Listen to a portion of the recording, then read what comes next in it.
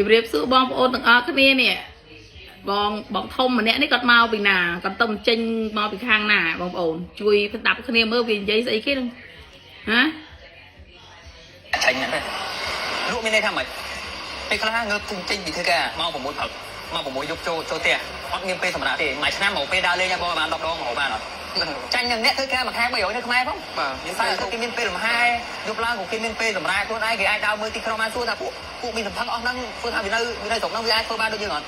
អាចទេបាទហើយបងនិយាយចូលចិត្តនិយាយទៅការប៉ុណ្្នឹងហើយអញ្ចឹងគេការប្រៀបធៀបผมយកភាសាប្រៀបធៀបឲ្យសោះហើយស្រុកខ្មែរយើងបើទុកជួលបាន50រៀលហ្នឹងហើយចេះទៅអាមេរិកមកជួលមួយខែបានតែបើគាត់ជឿឲ្យថាវាបោកតម្លៃចេញមកនិយាយចេញមកភ្លើសុទ្ធហ្មងពូភ្លើអស់ទេហើយមួយទៀតបងនិយាយទៅមានតែអ្នកធ្វើកញ្ចក់ស្អីទេតែថាវានៅស្រុកហ្នឹងវាស្រួលតែថាមូលហេតុអីការចូលធ្វើការម៉ោង10ម៉ោង10បានចេញមកវិញម៉ោង9ម៉ោង8ម៉ោង7អីចឹងទៅបើថាខុសពីហ្នឹងអ្នកដែលធ្វើការរំណាត់រអីធ្វើថារកពេលដេកក៏បានអ្នកលក់ដូរអីរកតែពេលដេកក៏បានចូលធ្វើការលឺម៉ោងបានតិចគេឌីដូចឆ្កែចឹងគេអាចនឹងឈប់ចោលទៀតនៅស្រុកខ្មែរយើងចូលការលឺ10 20នាទី1ម៉ោងធ្វើថាវិន័យថាឲ្យអត់មានទេអត់ខ្វះការងារធ្វើប៉ុន្តែធ្វើថាអាចមានបងតែសាររបស់មុខអេ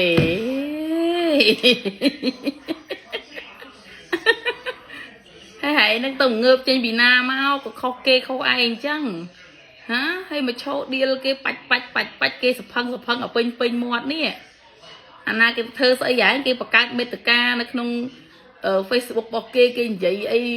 ទូទៅតាហើយមកស្អីពិបាកចិត្តរឿងអីអានាងហា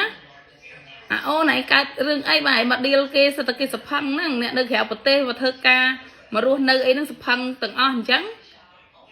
អាមួយនេះខុសគេខុសឯងមកពីខាងណាអញ្ចឹង